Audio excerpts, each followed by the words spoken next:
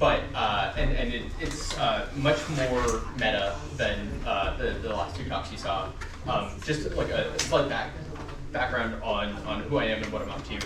I run a nonprofit research organization. We're riffing on the ARPA model to go after big picture technologies in materials and manufacturing.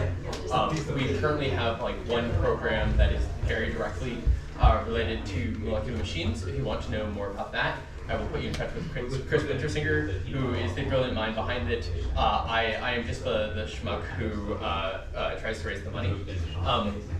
But what I wanted to try to do is bring up like 15 points in I guess 10 minutes now. It's going to be 15 points in 15 minutes. That to just sort of like put in your heads, and are hopefully a little bit challenging and perhaps controversial. So if you don't disagree with at least one of these points that I'm going to try to make, I have not done my job. And so these are things that sort of like I'm like some sort of meta level things about research that I would like to challenge the molecular machines community with. So with that, and please like feel free to interrupt with questions. The first one is that we're good at making components. We're bad at making systems. And I look at the amazing work that people are doing, and for the most part, it is what I would describe as a component.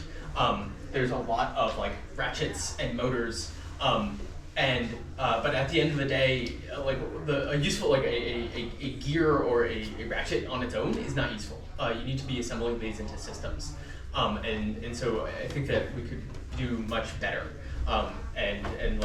Actually, interestingly, the two talks previously were systems, and like that's what I would argue is like so incredible about them. It's like you're like, oh, okay, like this is a system. It's like doing things with multiple components towards a goal.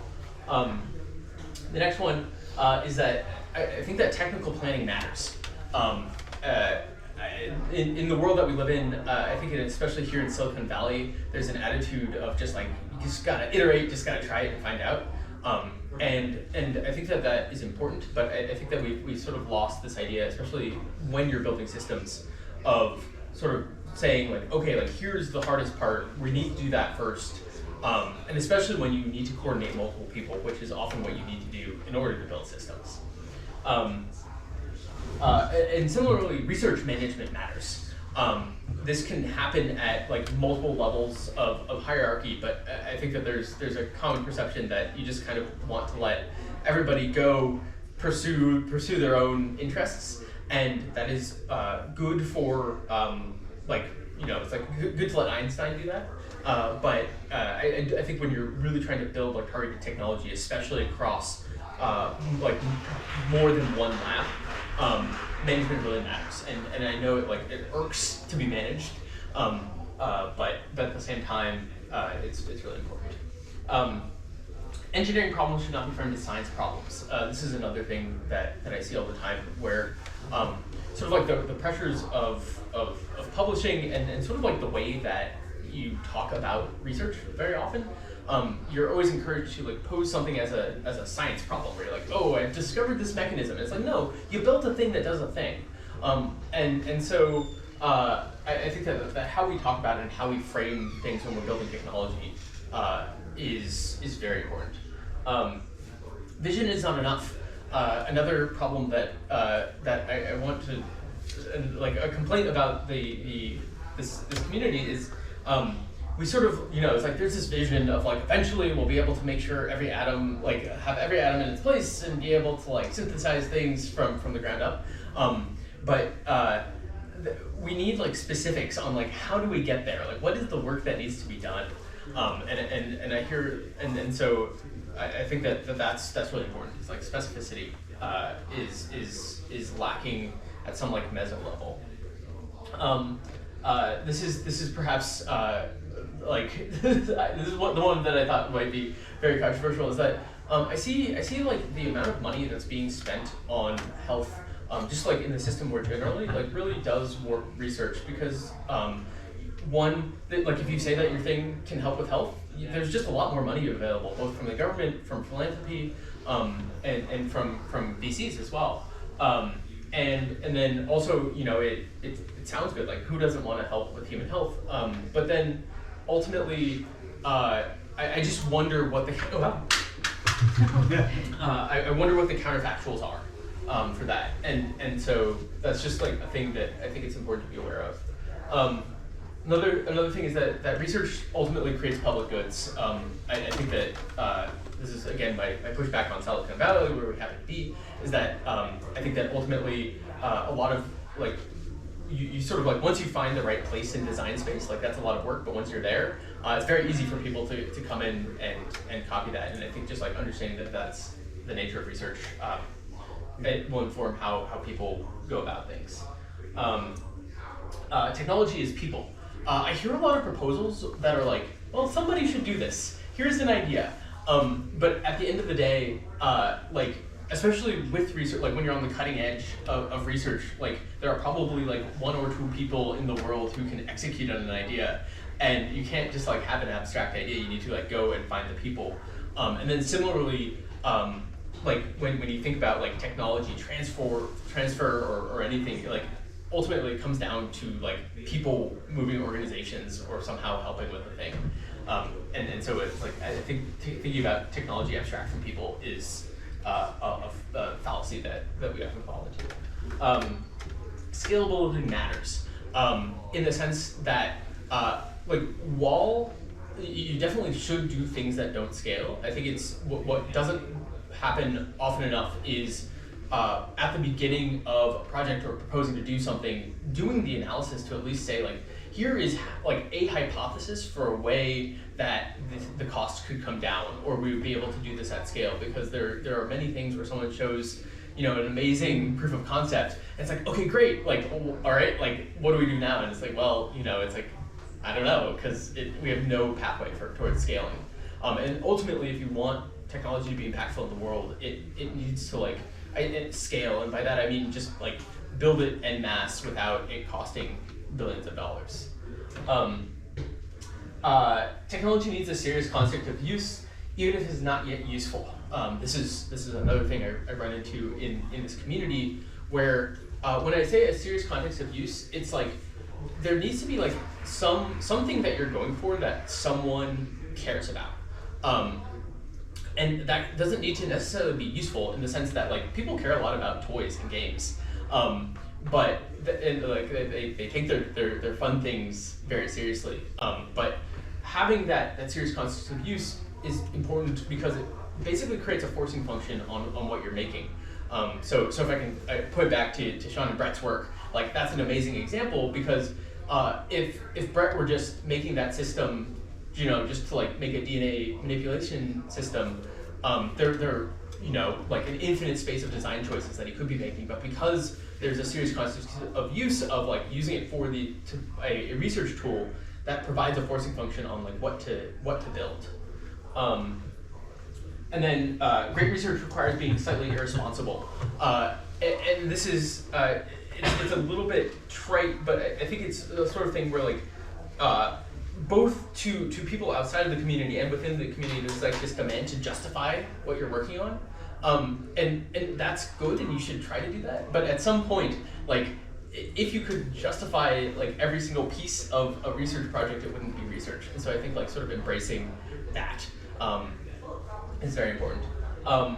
Grants are not enough. I think that the way that we fund research is sort of tied to the irresponsibility of like, okay, I'm like giving you this money to do this thing, I need you to like apply for it. Like the whole structure, it leads to how we structure our work in a way that, I mean, is conducive to some sets of work, but rules out others. Discovery and invention are two halves of the same circle. I think like we sort of separate them out and you say, oh, I'm trying to discover this thing, or I'm trying to make this thing. But if you look at some of the like most amazing work in history, it was like a loop, right? Where it's like with semiconductors, it's like they were trying to make a transistor, but then they realized that like they didn't understand electron transport through materials. So they need to like figure out how that worked in nature, which would then allow them to actually go build the thing. And I think that that's tightening that feedback loop is really important for making more molecular machines. Progress is not inevitable in the sense And I think that nanotechnology is sort of a example of this, where it's like people thought in the 90s, it's like, oh, of course this is going to happen, but it clearly hasn't. And so this is sort of a call to action of like you can't be complacent. You can't assume that the way things work will lead to the better features that we want. And I think the concluding point is to do things we have never done before. We need to organize research in ways we never have. In the sense that, I mean, this is my whole shtick, but like we need, universities are great, private research labs are great, but I think that there are many more ways we can think about organizing how we do research. And I think that it's almost like the flip side of the progress not being inevitable. It's like we need to try new ways of making new things in order to get those new things that are not actually happening yet. I believe that's the end. So hopefully you disagreed with at least one of those. And I'm happy to answer questions about this. I'm happy to answer questions about our organization. And I'm also happy to let you go to lunch, because I know that's what I am standing between you and. So thank you.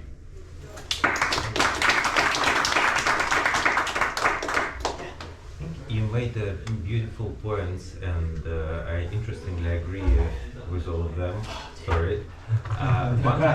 One question that I have. So there is a big difference between operating purely with the software space versus the real world.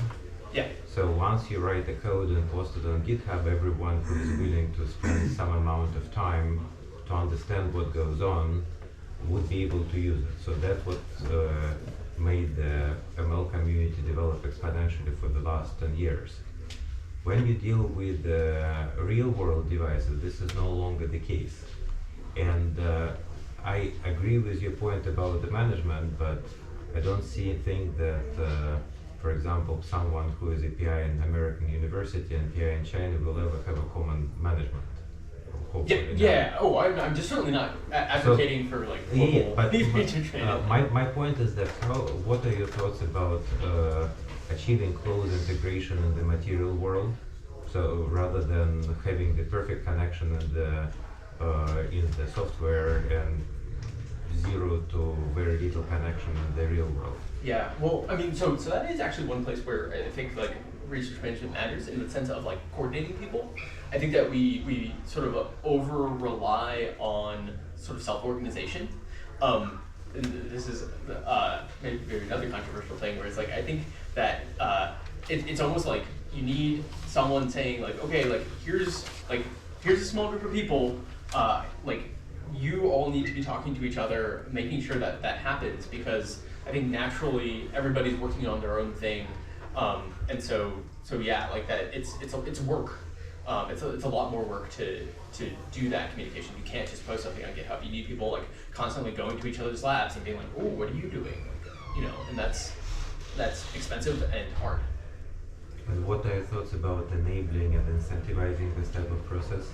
Well, I mean, my hypothesis is that we need new organizations that that's sort of what they do, right? So like concretely, like I hired a program manager, and his job is to figure out what projects need to happen and then play that role.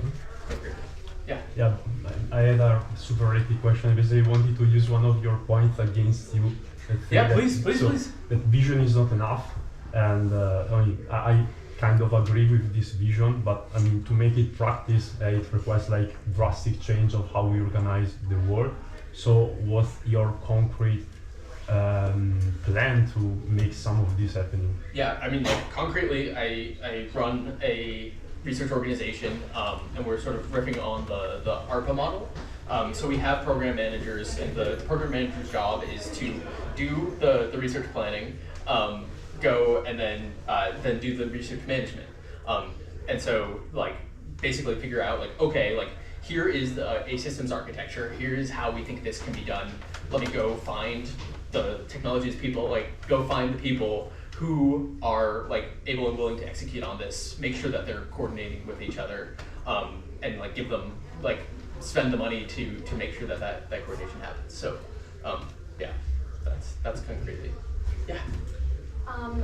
This could be a misunderstanding on my part, but like, I kind of found like a paradox in that, like you said, engineering is not necessarily like a science problem. Yeah. But then discovery and invention are like two halves. Like, do you sort of see, I guess for me, I see discovery, invention, science, engineering as sort of like analogous.